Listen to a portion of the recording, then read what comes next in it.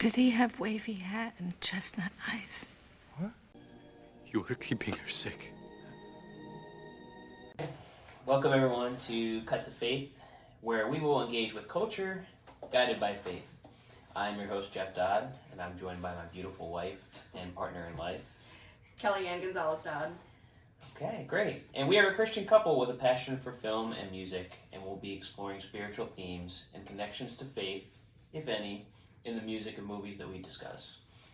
So today we're going to be discussing the 1999 psychological thriller, The Sixth Sense. So we do ask that if you like this video, please follow us on our YouTube channel, which is @CutToFaith. You could go to youtube.com/@CutToFaith. So let's just get into it. We're going to talk a little bit about the movie. So Sixth Sense, I'm sure most people have heard of it, but it is a psychological thriller directed by M. Night Shyamalan that premiered in 1999. It stars Bruce Willis and Haley Joel Osment. So just some quick facts about the movie. The Sixth Sense was the second highest grossing film of 1999 behind Star Wars Episode 1, The Phantom Menace, taking about $293 million in the US. It surpassed Jaws as the highest grossing horror film, and itself held the record for nearly 20 years until it was surpassed by It in 2017. According to M. Night Shyamalan, the movie was inspired by an episode of Are You Afraid of the Dark called The Tale of the Dream Girl, in which leading characters are ignored by somebody and do not realize that they are dead until the final moment. Spoiler alert. The use of the color red is used to indicate the presence of something ominous and is a recurring theme in M. Night Shyamalan's movies. And the Latin phrase that Cole speaks in the church when he first meets Malcolm translates to, "Out of the depths I cry to you, O Lord." These are the first words of the Psalm 130 in the Book of Psalms. Finally, the movie's line, "I see dead people," was voted as the number 44 movie quote of the American Film Institute out of 100. So I just wanted to briefly touch on the other movies that came out this year, not to go through a giant list, but 1999 was a really, really, really massive year for movies. And the fact that this movie, 25 years later, is still relevant and we're still quoting it today really says something. Just to kind of name a few, there was Eyes Wide Shut, Sleepy Hollow, The Virgin Suicides, Cruel Intentions, The Matrix, The Mummy, The Talented Mr. Ripley, 10 Things I Hate About You, and Big Daddy. So I wanted to talk about our history with the film. So Kelly, what is your history with this movie? Well, it was my first time watching it, so me watching it with Jeff, that was my absolute first time watching it. However, I already knew about the film. It's just such a presence in pop culture, even if you haven't seen it. Everyone knows the line, "I see dead people." It's been parodied a zillion times. But I stayed away from watching it for a while because sometime in the early 2000s, while I was still a kid, I was just talking about the movie with my dad because I had never seen it. And I guess he assumed that I had seen it, or either I had seen it or I had never actually planned on ever seeing it. So he goes, "Oh yeah, that's the one where he finds out he's dead at the end." So that was a big spoiler for me. So I already knew that going into watching the movie, that Bruce Willis's character was dead. But overall, I'm still really glad that I watched it because I think we have a lot to say about this movie. Yeah, we definitely do. I'm happy that you were able to watch it with me. I feel kind of honored for the first time. I've seen this movie a few times throughout the years. I actually did see it pretty close to when it came out. I didn't see it in the theater, but this was a really, really big, if anyone remembers, renting movies, this was a really big movie rental back in the day, around like 1999, 2000, also right around the time when like DVDs were first coming out and DVD players were popularized. So I do remember my dad seeing this movie first. He knew that I was really big into movies, even though I was only about 10 years old. And he said, we should watch The Sixth Sense together. I'm not going to tell you what happens, but, there's a twist. So I knew going into it that something was going to happen.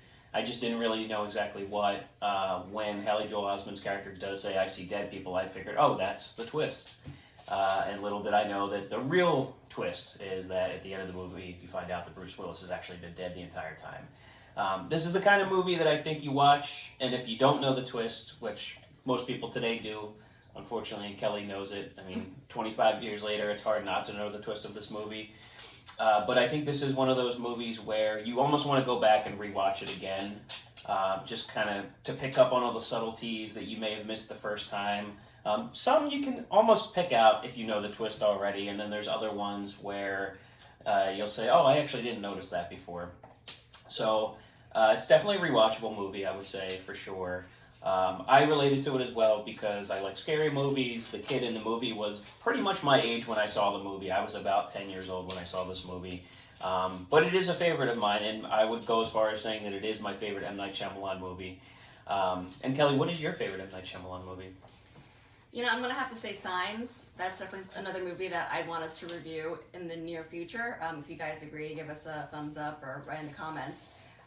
Because I feel like Signs touches on faith in a way that doesn't feel as heavy-handed. It handles a lot of spiritual themes without it being so heavy-handed. I think this film touches on spiritual themes and it misses the mark in certain parts. And we'll talk about the idea of ghosts in purgatory as well later on.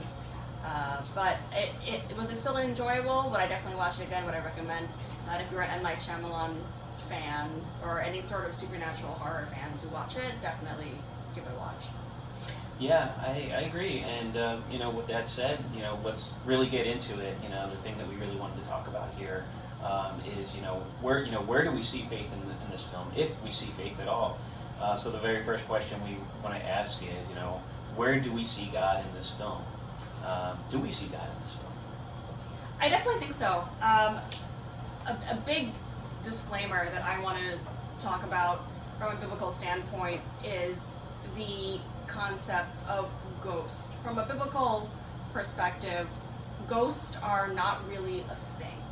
As Christians, we believe after death, it's either heaven or hell. There's no in-between. There's no purgatory. I mean, you and I both grew up Catholic before converting to like non-denominational / Protestant. And at one point, I think I believed in the concept of purgatory. So I think from that, more Catholic perspective, I'm not trying to knock any of the Catholics in the chat, but it's, I think if you look at it from a biblical perspective, I think you can kind of see these quote-unquote ghosts as even possibly demonic forces that are torturing him. I mean, even with the young boy, what's his character's name in this film again? Cole's grandmother coming back to visit him. From a biblical perspective, I could say, is that really Cole's grandmother visiting him, or is that just a demonic spirit pretending to be his grandmother and preying on that? Of course, I've had my own experiences with that as well, fortunately, unfortunately, but I do think taking another step back here and looking at God and the overall picture and the big overarching picture, I think of this film touches on one of the biggest tenets of Christianity, which answers what happens after death. Is there an afterlife? And this film posits, yes, there is an afterlife. It posits as when you come back, if you have a sort of unrest, you could come back as a ghost, and apparently you specifically seek out this little boy named Cole to help you out. But Cole Cole attracts like a different array of spirits here. He attracts some, I guess you could say more benevolent spirits, like the little girl whose mother had Munchausen by proxy and needs Cole's help to reveal that her mother had been poisoning him, and then he sees more like chaotic, neutral ghosts like the ones that are hanging in the elementary, middle school, however old he actually is. And then you see these more troubled, angry spirits, like the ones that actually live in his house, like the scary mom who cuts herself, maybe, that's what I guess that scene was alluding to. So yeah, I mean, I definitely think that we do see God throughout this film. What do you think, Jeff? Yeah, I mean, there's scenes that are kind of in your face, right? Like, there's at least two scenes where they're in church. There's the one scene, or the one line that I mentioned earlier from the book of Psalms, which is, out of the depths I cry to you, O Lord. I would almost argue that it maybe is a little bit more of a Catholic movie than like a straight up Christian movie because of you mentioned purgatory, something that Catholics tend to believe in. As Christians, our church in general, we do not believe in purgatory. Also, a fact that I didn't put in the beginning, but something that I was reading, is that when M. Night Shyamalan wrote this movie, he wanted it to be a cross between The Exorcist and a movie called Ordinary People. Ordinary People is like a family drama that came out in the early 80s. Probably largely forgotten, especially by a lot of people in our generation that probably don't even really know that movie. But to kind of talk about it from the Exorcist perspective, well, the little girl in The Exorcist is possessed by a demon. In this movie, Cole, he's not necessarily possessed, but he sees demons. And in both films, it's no really fault of the kid's own, really, for them to be kind of like in this situation that they're in. But there is kind of that arc of, them getting redemption of some kind, right? Cole is kind of running from his fear. He, of course, he's terrified. He's seeing literal dead people that have, gashes in their heads and blood all over, and it's not exactly comforting, especially if you are a young boy who has a single mom, who has no siblings. He's basically all alone in the movie, except for the ghosts, really. And the only ghost that can understand him is Bruce Willis, who doesn't know he's a ghost until the very end of the movie, so that even makes it more complicated. However, I think part of this, you can almost kind of tie it into, faith in a sense that it is about a character, facing their fear, right? And rather than him running away from these scary people, he finally realizes that he needs to do something. He needs to help this girl. And she literally says, I need you to help me.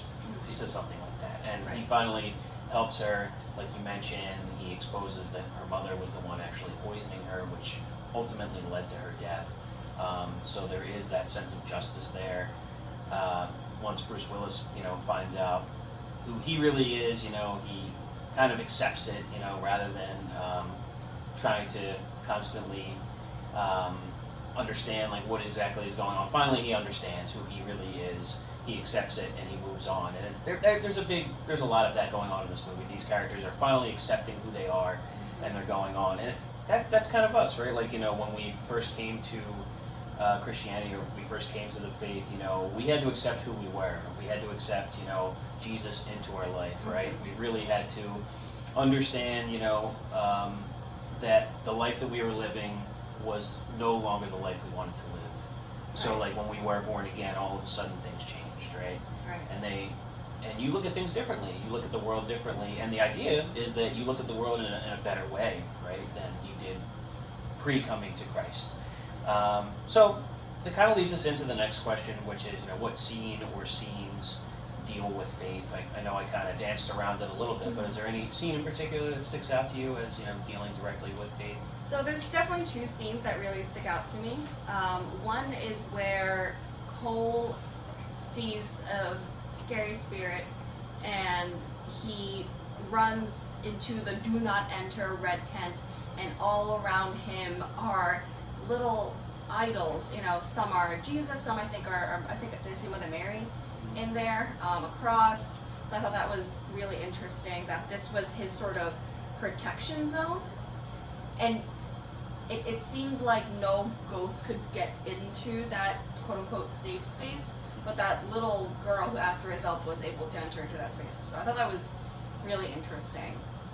From a biblical perspective, I mean, in the Catholic household that I grew up in, we did have an altar. We'd have like Mother Mary on that altar. We'd have Jesus on that altar, the cross, maybe some old palms from Palm Sunday or something like that.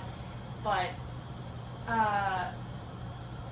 I think it's important to remember as Christians that yes, we can wear cross jewelry, we can have depictions of Jesus. There's nothing wrong with having depictions of that, but I think the most important thing is that we have Jesus in our hearts, and we know to call upon the name of Jesus when we are troubled, because even if we are saved as we are as Christians, we can still be tormented by spirits. I mean, these things are very real. Spiritual warfare is very real, and I think this film touches on that in a way where this boy, he feels very helpless because he doesn't understand why this is happening. For some reason, these spirits are around him, some benevolent, some maybe not, some arguably, who knows what their intentions really are. But I think it's really interesting that we don't really know if Cole grew up in the faith. We don't really know what his religion is per se. We don't really know what his relationship is with God, but we can see that he inherently knows to find comfort. And I think God makes himself known to all creation, and I think it's really interesting that he, as a young boy, and with whatever foundation of faith that he does have, if there is any, that he knows to go to God. And the other scene that really sticks out for me in terms of faith, I'd say when the mom is speaking to Cole, and she's trying to understand why he stole this pendant, and he's not ready to tell her that he sees dead people. He's really keeping the secret to himself, other than telling the guy that he already knows is a ghost. And she just doesn't understand him. The mom doesn't really understand Cole and why Cole is the way that he is. And she just tells him honestly she's been praying, but she feels like she just hasn't been praying right. And I thought that was so human. And I think it's a reminder that if you don't have a good foundation in faith, if you don't know how to pray, you're not going to know how to pray. You're not going to know how to seek the Lord. But I think a lot about that psalm that even little Cole quoted, "Out of the depths I have cried to you, O Lord." Like, we know to call to the Lord. We may not know what to say or how to say it, but we know to cry to the Lord. So I think that there's a lot of inherent knowing of faith throughout this film. So those two scenes really stick out to me. I'm glad you brought up the scene at the dinner table when his mother says that I've been praying, maybe I just haven't been doing it right.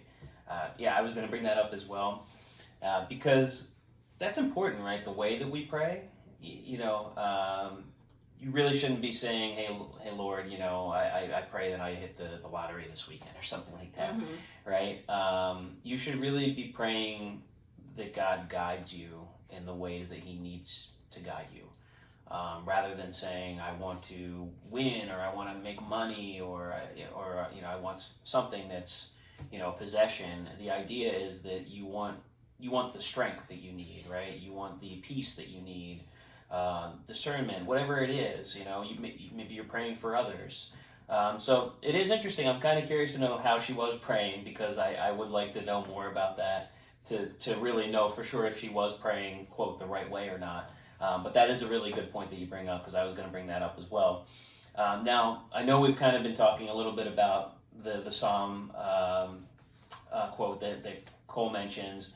Is there any other thing or any other scene or that kind of relates back to the Bible, or anything that stuck out to you relating to the Bible? Gosh, I think that's definitely a good start. Yeah, I think that something that stuck out to me that came out as more occulty was when they were talking about the free association writing. Do you know what free association writing is, Cole? No. Free association writing is when you take a pencil in your hand and you put the pencil to a piece of paper and you start writing. And you don't look at what you're writing or think about what you're writing, you just keep your hand moving. And after a while, keep your hand moving long enough, words and thoughts start coming out that you didn't even know you had in you. Could be something you heard somewhere else, or... That kind of gave me the heebie-jeebies when we saw that Cole was writing down his thoughts in red, and they refer to it as free association writing. But for background, I grew up Catholic. I dabbled in the New Age for years. I actually used to be a former psychic.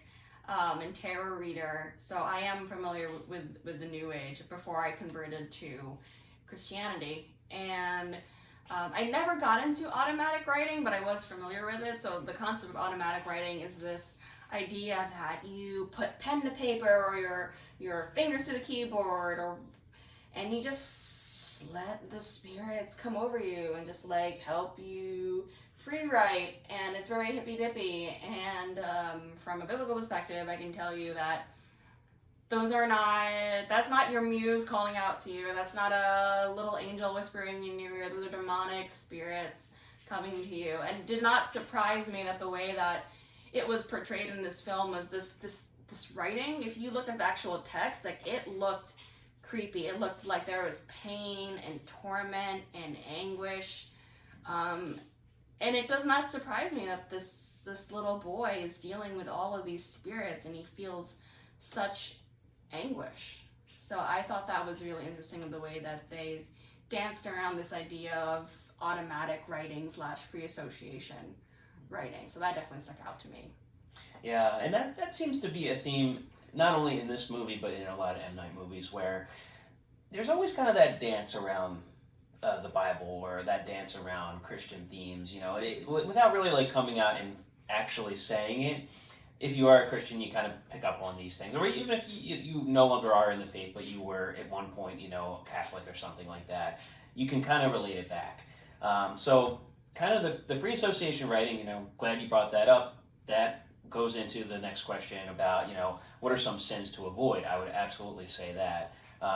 In addition to the obvious ones of murder and suicide, you know, we literally a 10th commandment, you know, do not murder. But what else is there? Any other sins that you can think of in this movie that we should be avoiding, or anything that stuck out to you? I think it's really interesting that Malcolm feels this recurring regret over his wife and leaving his wife, even though it seems like he has a pretty good relationship with his wife, you know, the first 5 minutes of the film before he gets shot. We don't really know the ins and outs of their relationship, other than the couple of videotapes that this poor widow keeps watching almost every night a year after her dead husband's passing. But it appears that, I feel like Shyamalan alludes to the fact that maybe Malcolm was so successful in his career that he was neglecting his relationship.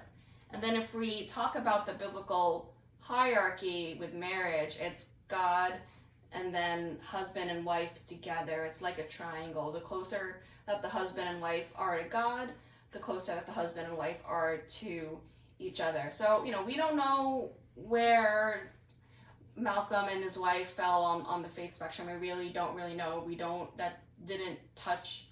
This film didn't touch on their relationship to faith, if any, but I think it's an important reminder that in a marriage, we cannot neglect our spouse, especially for something like work. Are there going to be times when relationships are, of course, off balance? Yes, of course. But other than God, your relationship with your husband and wife, with your husband as a wife, with your wife as a husband, it's the most important relationship in your life. That's right. Yeah. Yeah. You hit the nail on the head. You know, God, and then marriage, and then really everything else after that. So you don't want to be messing with that order. Work obviously is important. You know, especially as the male in the household. You know, it is your job to be the provider and take care of the household. But that should not be at the expense of faith or your marriage, of course. So what is the faith takeaway from this movie, if any? Gosh, I think that one of my favorite Bible quotes is Romans 8:28, and that is, we know that in all things God works for the good of those who love him, who have been called according to his purpose. And I think purpose and suffering is a theme that I saw not only in this M. Night Shyamalan film, but also in Signs. Without spoiling Signs, if you're not ready for us to spoil that, you know, if you want us to do a video on Signs, again, please let us know. But that seems to be a recurring theme. Well, actually, not even just science. Also, what was the other one? The Knock at the Cabin. Knock at the Cabin. I think that also, yeah. We could also, I think you and I would love to do a video. So if you guys want to see Knock at the Cabin as well, please let us know if you want us to review that. And we promise we will review other films besides M. Night Shyamalan. We're not just into M. Night Shyamalan. But yeah, I do think that in a way, if you take a step back, we could say, because we know God's hand is in everything, all things, good, bad, and everything in between. God can use Cole's suffering and the fact that he's seeing these spirits for his good and for his purpose. And in this case, if in this world where ghosts do exist, God can be using Cole to help Malcolm go on to the next place, so to speak. And again, the film doesn't really talk about heaven or hell. It just sort of has this purgatory space where the ghosts are hanging out on Earth. But I do think overall, I think purpose and suffering is one of the biggest takeaways of faith that I get from this film. Mm-hmm. Sure. Yeah, I would agree with that. And just to, pray, come to faith, talk to God, talk to Jesus, especially in the very beginning of the movie when the former patient of Malcolm breaks into his home and he says, "You failed me, you didn't help me." In a way, I was wondering if that was like, how some people are disgruntled, with life, and they kind of, make those accusations. They say that to God, like, "Why are you doing this to me? How could you fail me? How could you let me suffer?" But my rebuttal to that often is, first off, God has a plan. We don't always see it right away, of course. And I've had those feelings even before I came to faith. I thought that God was cursing me in some ways. I had all these crazy feelings and thoughts about it. And most of my thoughts were, to be honest with you, they were negative about God before I came to the faith. Once I came to the faith, though, I started looking at life in a positive way. And rather than blaming God for the hardships in my life, I said, no, this is God challenging me. And, I don't understand what the challenge is right now, but I know that there's a reason for it. And I trust in Him. I trust in His plan, knowing that there is something awaiting me. And that, the movie is not over, as they say. There's always, for the most part, in most of our films and movies, right, that there is something that happens to the character and it seems awful and terrible. How are they going to recover from it? What are they going to do? And then usually there's some type of arc or redemption at the end, right? Life is very similar in a lot of ways. There's ups and there's downs, but you just really need to trust in God, trust in His plan, talk to Jesus, talk to God, pray, let them know how you're feeling. And I think in the movie, obviously there wouldn't have been a movie if Vincent, or I think his name was Vincent, the patient in the beginning, if he actually had a relationship with God, he probably wouldn't have taken his life. He probably wouldn't have been blaming his doctor for all of his hardships and all the terribleness that was going on. And then the beauty of, I'm sorry. Yeah, I was going to say, did you catch, when Malcolm was listening to the tapes of Vincent when he was younger? And part of the reason that little Cole reminded Malcolm so much of Vincent was that Vincent also used to hear ghosts and be tormented by spirits. Yes. So I totally agree with what you're saying, that and for context, if you go back to that scene where Malcolm is listening to an old recording of his session with Vincent, and then we hear that Malcolm, in the middle of his session, goes to take an important phone call and then leaves Vincent alone in a room. If he turns up the audio and then he hears someone else speaking in the background, and it's a person speaking in Spanish, so we know that it's not little boy Vincent, and the person in Spanish keeps saying, "Yo no quiero morir, yo no quiero morir." Do you know what "yo no quiero morir" means? It's Spanish. It means I don't want to die, I don't want to die. So... yeah, Vincent was clearly haunted and plagued by these spirits. We don't know those spirits' intentions. So yeah, imagine his life. Again, we don't know his relationship with faith, so we are just being skeptical here. But yeah, like you said, what if we are assuming maybe he didn't know Jesus, maybe he didn't have that relationship with faith, and that's part of the reason that he was so tormented, and what his life could have been if he knew God. Yeah, and that's the thing. You know, I feel as though, you know, the characters in this movie that were, you know, plagued with those evil spirits, it seemed like, you know, they were very alone in their life, right? They were loners. They didn't have a lot of friends. They didn't have a lot of family. And that is typically when the devil will try to, you know, get into your life, when you are by yourself, you know, and you hear him, you know, you hear like that voice in your ear of like, to give into temptation and to feel sorry for yourself, and it's okay to be alone, and, you know, yeah, you're just a freak and no one understands you. That is the enemy trying to drive you insane, and sometimes he succeeds, unfortunately. Mm-hmm. That's why it is so important to have faith. That is why it is so important to, you know, have a relationship with Jesus, with God, and of course with, you know, like-minded Christians such as you know, that have those same relationships as well. And the idea is, you know, you never should be alone, you know, because you will always have the Lord to talk to. So, unless there's anything else on that, you know, we can kind of move into whether or not we like the movie. You know, did you like the movie? Did you not like it? What did you like? What didn't you like? Gosh, I liked it. I liked it a lot. You know, I'll definitely give it 2 thumbs up. I enjoyed it. I definitely watch it again. I definitely recommend the film. Things I like the most.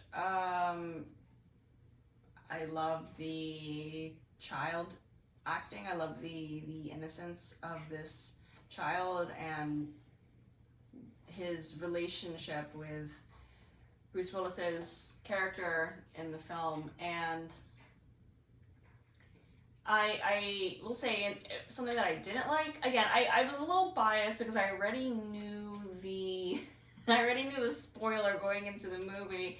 But knowing that, it was a lot easier to spot things that seemed like little plot holes. Like, okay, if this guy is actually real and alive, like, why does we only see him with one patient, little boy Cole? And why is he, like, never in his psychiatrist, I don't remember, I think he was a psychiatrist, his, like, professional office setting? Why is it in Cole's home or at school or in a bus? Like he's just crossing a lot of boundaries as a professional, and that turned me off a little bit, and it definitely set it. I feel like even if I didn't know the spoiler going into it, those would have raised some flags for me, like something is off here. So that raised some flags for me. What about you, Jeff? Yeah, I get that, and I do think that they do as good a job as they can explaining it. Like at the end, you know, they or at some point they mention that, you know, he only sees who he wants to see, essentially. Mm-hmm. So, like, you know, one of my thoughts was like, you know, isn't he concerned that he's not getting paid? Because there's no way that he's getting paid, right, for these sessions or whatever. But I really like the movie. You know, one thing that I look at a lot when I look at these movies, you know, something that is at this point 25 years old, is, you know, how well has it aged? You know, is this a movie that, for example, like I would want to show to, you know, like you or a friend or you know, our daughter one day? You know, like, you know, is this something that I would want to show to future generations or people that have never seen it? And the answer is yes. I mean, I think it is still relevant today. Of course, there's little things here and there that are you know, that haven't aged well. Like I mentioned to you, like there's that one scene where all the parents are in the auditorium, you know, and they have video cameras, mm-hmm. old school video cameras, and it's like, you know, you look at that now and you kind of laugh at it because our technology has advanced so much since then. But that aside, you know, take again, this is almost 30 years ago now. I think the movie has aged really, really well. I still think it holds up. I mean, I had like that sense of, you know, dread kind of watching it. Like, you know, I was like on the edge of my seat, like really into it. So if a movie can still do that, you know, after several viewings, I would also give it 2 thumbs up and I would recommend it. So do we have any other final thoughts? Anything else we want to mention? I think that's it, guys. So on my end, I'll say thank you for watching. And if you like it, please give it a thumbs up. And share with your friends, family, fellow Christians, and please subscribe and stay tuned for more, and comment and let us know what you want to see in the future. We definitely want to do more movie reviews, possibly some music reviews, and just general pop culture commentary through a faith-based lens. So let us know what you guys want to see. Yes. Thank you for joining us. Please follow us on @CutToFaith on YouTube for more future content, and God bless.